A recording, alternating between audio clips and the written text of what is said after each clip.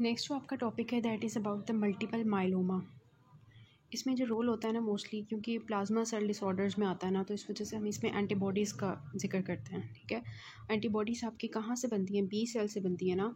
B sales जो होते हैं वो प्लाज्मा सेल्स बनाते हैं और प्लाज्मा सेल्स आपकी एंटीबॉडीज़ बनाती हैं। ठीक है, और एंटीबॉडीज़ जो होते हैं उनकी एक हैवी चेन होती है। This one blue in colour is the heavy chain, और ये जो आपके पास पिंक कलर की दिखाई हुई है, this is the light chain of the antibody.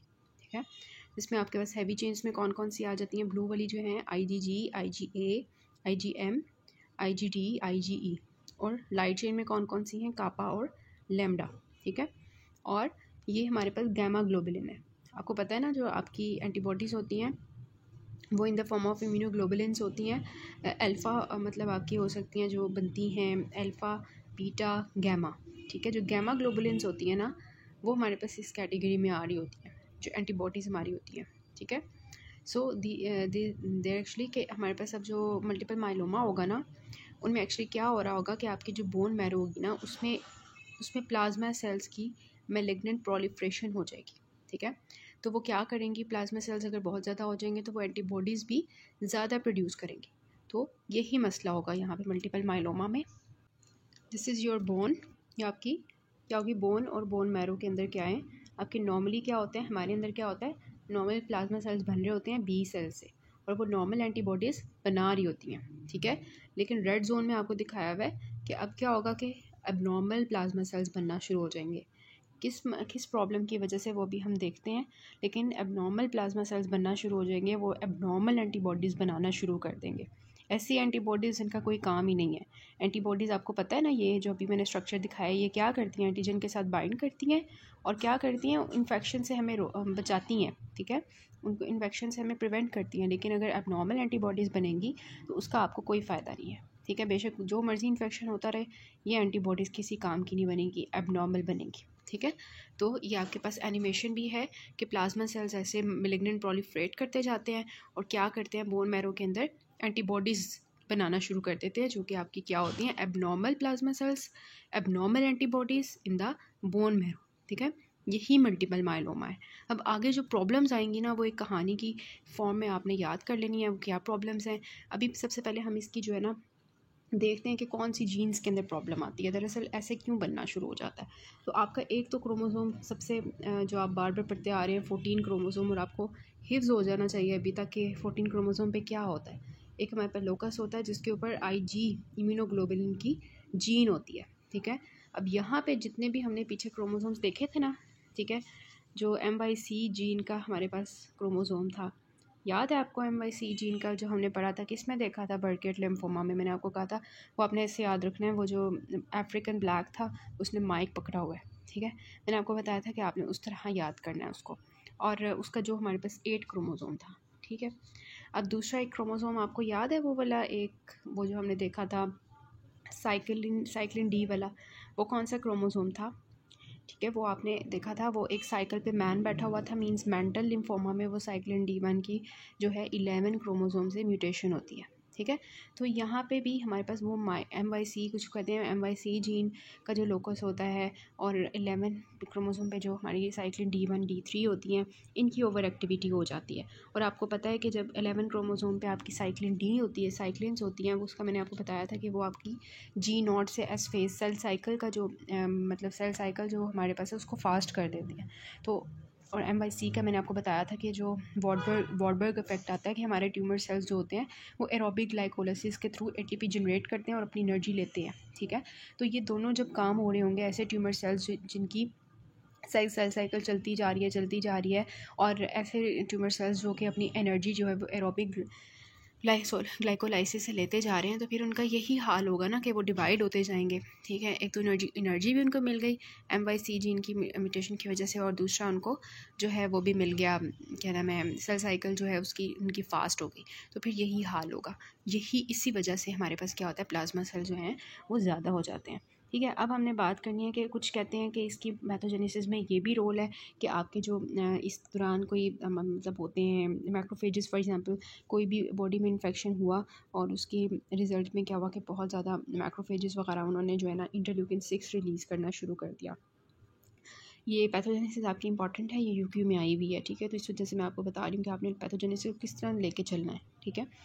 Mutation सबसे पहले बतानी है, उसके बाद बताना है कि इंटरल्यूकिन 6 का भी रोल होता है। इंटरल्यूकिन 6 जो होते हैं ये भी प्लाज्मा ग्रोथ को इंक्रीज़ करते हैं, ठीक है, इंक्रीज़ करते हैं।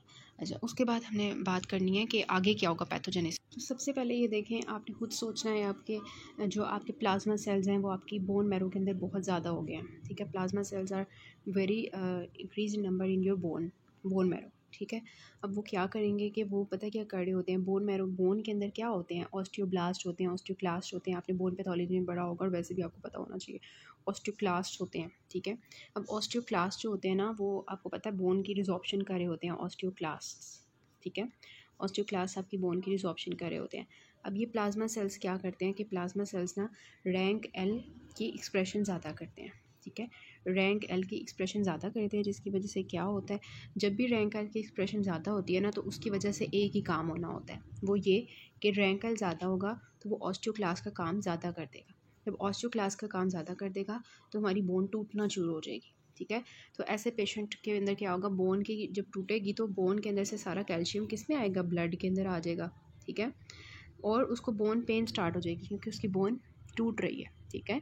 तो ये बहुत इंपॉर्टेंट चीज़ है कि आपके जो सिनेरियो में ये क्लिनिकल फीचर से ही आप डायग्नोस करते हो कि ऐसा पेशेंट जो है आपके पास आया है जिसकी बोन पेन हो रही है उसको, ठीक है। और बाद में आप उसका एक्सरे करवाते हो तो आपको कैसा अपीयरेंस नज़र आती है, ऐसी नज़र आएगी। जब बोन टूट जाएगी ना, बोन की जब हमारे पास रैंकल की जैसे ऑस्टियोक्लास्ट ने तोड़ना शुरू कर दिया बोन को, तो अब इसके अंदर छोटे छोटे लिटिक लीजन्स आपको नज़र आएंगे एक्सरे पे, ठीक है। एक्सरे करवाओगे तो इसको आप कहते हो पंच्ड आउट, ठीक है। पंच्ड आउट हमारे पास जो है लीजन्स, लिटिक लीजन्स आपको नज़र आएंगे। पंच्ड आउट क्या होता है, किसी ने अंदर से इनको खींच लिया हुआ है, ठीक है। मतलब ऐसे मतलब इनको ना अंदर से निकाल लिया हुआ है किसी चीज़ को, लिटिक लीजन्स होती हैं। या आपकी एक्सरे पे स्कल का जो मोस्टली स्कल है या वर्टिब्रा है या आपका स्कल का व्यू दिखाया हुआ है, यहाँ पे आपको ये पंच्ड आउट लिटिक लीजन्स नज़र आती हैं। ये आपका मॉर्फोलॉजी का एक पॉइंट है, ठीक है। मॉर्फोलॉजी का आपका एक पॉइंट है, आपने याद रखना है, क्लिनिकल फीचर्स का भी। दूसरा क्या होता है, दूसरा हमारे पास ये होता है कि आपकी जो इन्फेक्शंस का रिस्क होता है वो ज़्यादा हो जाता है। अभी हमने बोन का प्रॉब्लम देखा ना, इन्फेक्शंस का रिस्क क्यों ज़्यादा होगा, क्योंकि ये जो आपकी इम्यूनोग्लोबुलिन्स मैंने बताया, ये जो एंटीबॉडीज़ बन रही होती हैं इनका इतना खास मतलब एब्नॉर्मल होती है ना, तो कोई फ़ायदा तो इनका होता कोई नहीं है, ठीक है। अगर इसमें मतलब होता क्या है कि एक तरह की एंटीबॉडीज़ बनना शुरू हो जाती हैं। वैसे आपको पता है ना, आपकी क्या है, गेम्ड है ना सारी हमारे पास, IgG, IgA, IgM, IgE, IgT, ठीक है। इसमें होता क्या है कि जो प्लाज्मा सेल्स होते हैं वो अपनी मर्ज़ी के ना एक तरह के ज़्यादा बनाना शुरू कर देते हैं। फॉर एग्जांपल आपने मोस्ट कॉमन याद रखना है कि आपका IgG सबसे ज़्यादा कॉमन होती है, ठीक है। IgG सबसे ज़्यादा कॉमन होती है और इसके बाद आपके पास IgA कॉमन होती है, ठीक है। और उसके बाद आपकी IgM, IgE और IgD कॉमन होते हैं, ठीक है। तो सबसे ज़्यादा IgG, मतलब आपके प्लाज्मा सेल्स जो है वो एक ही तरह के जो है ना एंटीबॉडी ज़्यादा बनाना शुरू कर दिए, वो भी एबनॉर्मल है। बाकी अगर उन्होंने फॉर एग्जांपल IgG बना रहे हैं तो बाकी बिल्कुल सप्रेस हो जाएंगे एंटीबॉडीज़। तो अगर फॉर एग्जांपल किसी को म्यूकोज़ा का, अगर किसी के अंदर मल्टीपल माइलोमा में सिर्फ IgG बन रही है और उसके अंदर कोई ऐसा इन्फेक्शन आया जो म्यूकोज़ा लाइनिंग के पास आया और IgA ने वहाँ पे काम करना था, अब वो नहीं कर पाएगी ना, तो इस वजह से एंटीजेनिक डाइवर्सिटी ख़त्म हो जाती है। तो ऐसे लोगों में इन्फेक्शंस का रिस्क ज़्यादा हो जाता है, ठीक हो गया। उसके बाद आता है हमारे पास कि ब्लड के अंदर क्या प्रॉब्लम होगा। अच्छा, अब ये होता है कि ब्लड के अंदर और टिश्यूज़ के अंदर क्या चेंज आता है। ये for example this is your blood, ठीक है, and this are your tissues, ठीक है, टिश्यूज़। अब होता क्या है कि जो आपकी ये होती है ना ब्लड, और इसके अंदर इसमें क्या होता है कि आपकी जो लाइट चेन्स होती हैं ना वो यहाँ पे आके डिपॉजिट होना शुरू हो जाती है, ठीक है। मैंने आपको बताया ना, ये हैवी चेन होती है हमारे पास, उसकी एंटी इम्यूनोग्लोबुलिन की, और एक लाइट चेन होती है। अब कभी कभार ऐसा होता है कि जो हमारी बोन मैरो में प्लाज्मा सेल्स निकल रहे हैं ना, मैंने आपको बताया वो कभी कभार अपनी मर्ज़ी की एंटीबॉडीज़ बनाती हैं, कभी वो सिर्फ लाइट चेन्स बना रही होती हैं, हैवी चेन्स बना ही नहीं रही होती, सिर्फ लाइट चेन्स ही बना रही होती है, ठीक है। तो ये लाइट चेन्स जो जमा हो जाती है ना, जो ऐसे मतलब हैवी चेन्स के बगैर ही निकलती जा रही हैं, लाइट चेन्स कापा और लैम्डा, ठीक है, ये आके हमारी ब्लड के अंदर डिपॉजिट्स होना शुरू हो जाती है, टिश्यूज़ के अंदर डिपॉजिट्स होना शुरू हो जाती हैं, मोस्टली टिश्यूज़ के अंदर डिपॉजिट होती हैं, ठीक है। और जब उनमें आके डिपॉजिट हो जाती हैं तो सीरम प्रोटीन जो होता है वो भी हमारे पास ज़्यादा हो जाता है, सीरम प्रोटीन ज़्यादा हो जाती है, मतलब एलिवेटेड सीरम प्रोटीन, ठीक है, ये भी ज़्यादा हो जाएंगी। और इसके अलावा जो आपकी मतलब वहाँ पे एमालॉइड के डिपॉजिट्स बनना शुरू हो जाएंगे, ठीक है। तो क्या होता है कि जब ये हमारे पास फ्री लाइट चेन्स होती हैं, ये सीरम में एक तो प्रोटीन यूरिया करवाती हैं, मतलब ये इम्यूनोग्लोबुलिन्स, ठीक है। और दूसरा जब ये टिश्यूज़ में जाके डिपॉजिट हो जाती हैं तो उसको हम कहते हैं एमालॉइड डिपॉजिट्स, ठीक है, एमाइलॉइड डिपॉजिट्स बनना शुरू हो जाते हैं। ये प्रॉब्लम आती है क्लिनिकल फीचर्स में एक, ठीक है। इसके अलावा क्या होता है कि एक तो वो हमारे ब्लड के अंदर भी पास कर रही हैं ना, टिश्यूज़ के अंदर भी जा रही हैं, वहाँ पे एमाइलोडोसिस करवा रही हैं।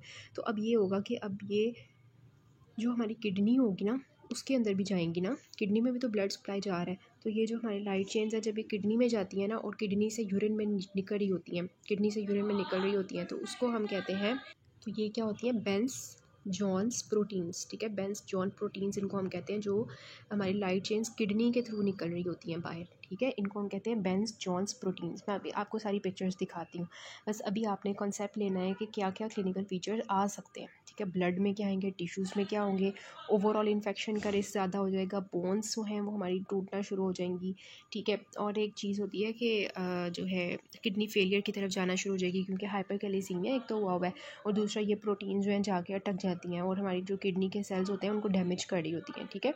तो इस वजह से जो है ना किडनी भी डैमेज हो जाती है, एंड पे किडनी की फेलियर हो जाता है, उसको हम कहते हैं माइलोमा किडनी, ठीक है, माइलोमा किडनी कहते हैं उसको। जो हमारी किडनी का फेलियर होता है ना, जब ये वहाँ पे ये सारी आ रही होती हैं, तो इसको कहते हैं माइलोमा किडनी, ठीक है। और इसके अलावा क्या होता है, रोलेक्स फॉर्मेशन होती है, आरबीसीज होते हैं ना एक दूसरे के साथ चिपक के ऐसे जमा हो जाते हैं, इसको हम रोलेक्स फॉर्मेशन कहते हैं। इस तरह से जो है ना आपको नज़र आता है रोलेक्स फॉर्मेशन, आरबीसीज ऐसे क्लम्प बना लेते हैं एक साथ, ठीक है, ये प्लाज्मा सेल ज़्यादा होने की वजह से होता है। सो what is the multiple myeloma, it is a cancer of the bone marrow plasma cells, ठीक है। और ये देखें इस तरह से एंटीबॉडीज़ निकलती हैं, किडनीज़ में जाकर डिपॉजिट हो जाती हैं और उसकी फेलियर करवा देती हैं, इसको हम कहते हैं माइलोमा किडनी, ठीक है। सो ये देखें कि ये हमारा नॉर्मल बोन मैरो है, लेकिन इसमें क्या होता है, डीएनए डैमेज हो जाता है, जिसमें मैंने आपको बताया, तो उसकी जैसे मल्टीपल हमारे पास जो है वो माइलोमा सेल बन जाता है, प्लाज्मा सेल जो है वो एंड एबनॉर्मल प्रोटीन्स बनाती हैं, और इन प्रोटीन्स का आपने नाम याद रखना है, इनको हम कहते हैं एम प्रोटीन्स, ठीक है, एम प्रोटीन्स। ये बहुत इंपॉर्टेंट चीज़ होती है कि जब हम इलेक्ट्रोफोरेसिस करवाते हैं तो नॉर्मल हमारा क्या होता है कि एल्ब्यूमिन का लेवल इतना ज़्यादा होता है, अल्फ़ा 2 अल्फ़ा 1 ग्लोबिन्स इतनी होती हैं, बीटा ग्लोबुलिन्स इतनी होती हैं, और गैमा ग्लोबुलिन्स नॉर्मली इतनी होती हैं। लेकिन मल्टीपल माइलोमा में क्योंकि प्लाज्मा सेल्स बहुत ज़्यादा नॉर्मली बन रहे होते हैं, तो उनके अंदर जो गैमा ग्लोबुलिन्स की होती है ना वो इतनी ज़्यादा हो जाती है अमाउंट, ठीक है। तो ये जो ऊपर आके स्पाइक बनती है ना, ये जो स्पाइक बन रही है ऊपर आके, ठीक है, इसको हम कहते हैं एम स्पाइक। क्यों, क्योंकि ये एम प्रोटीन्स बन रही है ना, वो एबनॉर्मल इम्यूनोग्लोबुलिन्स, ठीक है, तो उस वजह से इनको कहते हैं एम स्पाइक, ठीक है, ये आपने याद रखना है। अच्छा, ये मैंने आपको बता दिया था। अच्छा, अब ना इसका जो हमारे पास होते हैं निमोनिक, ये निमोनिक होता है, इसका जो याद करते होते हैं लोग मल्टीपल माइलोमा को, ठीक है, ओल्ड मल्टीपल माइलोमा क्या कहते हैं, ओल्ड क्रैब। ये क्रैब आपको नज़र आ रहा है, इससे आपने इसका निमोनिक याद रखना है कि मल्टीपल माइलोमा में क्या क्लिनिकल फीचर्स होते हैं, डायग्नोसिस में हेल्पफुल होगा आपके लिए, कि इसमें क्या होता है, C4 कैल्शियम का लेवल बहुत ज़्यादा हो जाता है, क्योंकि लेटिक लीजन्स हो रही होती हैं, बोनी लीजन्स हो रही होती हैं, ठीक है। R फॉर रीनल इन्वॉल्वमेंट होती है, A फॉर एनीमिया हो जाता है, रोलेक्स फॉर्मेशन हो रही होती है, इसमें आपने ये याद रखना है, और बोनी लीजन्स होती हैं, ठीक है। इसके अलावा मैंने आपको क्लिनिकल फीचर्स में और भी बताया है कि इन्फेक्शंस का रिस्क ज़्यादा हो जाता है, और एलिवेटेड सीरम प्रोटीन होती है, जब वो ब्लड में डिपॉजिट होते हैं, माइलॉइड डिपॉजिट्स होते हैं टिश्यूज़ में जाके, यूरिन में बेंस जॉन्स प्रोटीन्स आ रही होती है, ठीक है। अच्छा, ये हमारे पास इसका जो है वो मॉर्फोलॉजी होती है, जिसमें आपको जो है बाय न्यूक्लिएट प्लाज्मा सेल्स अब नॉर्मल किस्म के मिल रहे होते हैं, कुछ प्लाज्मा ब्लास्ट मिल रहे होते हैं, ठीक है। इसमें से आपने सारे नहीं याद करने, बस ये याद करना है कि अब नॉर्मल प्लाज्मा सेल्स मिल रहे होते हैं आपको।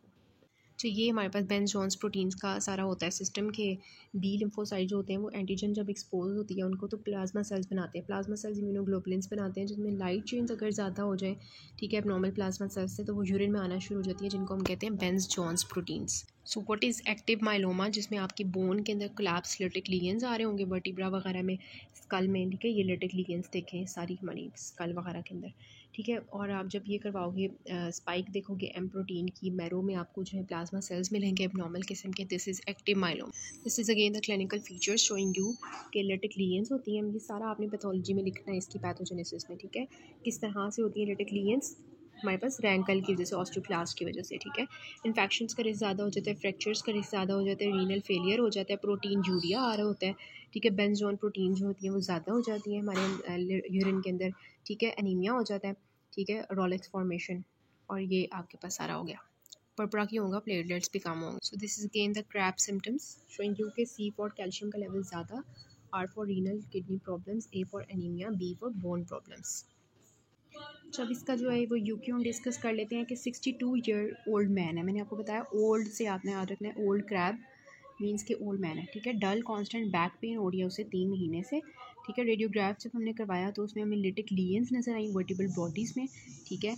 जो हमारे पास क्रैप जो था उसमें आपके पास बोन की प्रॉब्लम्स तो आ गई, ठीक है। और किडनी की भी प्रॉब्लम्स आ रही हैं, यूरिया नाइट्रोजन क्रिएटिनिन ये सारा लेवल ज़्यादा हुआ मीन्स किडनी फेलियर भी हुआ होगा, ठीक है। एल्ब्यूमिन जो है ये उन्होंने सारा बताया हुआ है ऐसे ही बस बताने के लिए। और उसके बाद blood glucose and LFTs are normal. Bone marrow examination shows plasma cells, बहुत ज़्यादा न्यूमरस प्लाज्मा सेल्स हैं। डायग्नोसिस आपकी क्या है वो आपने बता देनी है। मल्टीपल माइलोमा है और इसकी पैथोजेनेसिस आपने लिख देनी है। पैथोजेनेसिस में सबसे पहले जेनेटिक एब्नॉर्मल लिखेंगे आप, IL-6 का रोल लिखेंगे। उसके बाद आप बताएंगे कि इसमें जो है वो किस तरह से जो है किडनी का फंक्शन ख़राब होता है, बोन मैरो का फंक्शन ख़राब होता है, और आपकी जो है ना वो सारा बताना है आपने कि इम्यूनिटी कैसे वीक होती है और सब कुछ, ठीक है। So this is all about you have to now about the multiple myeloma.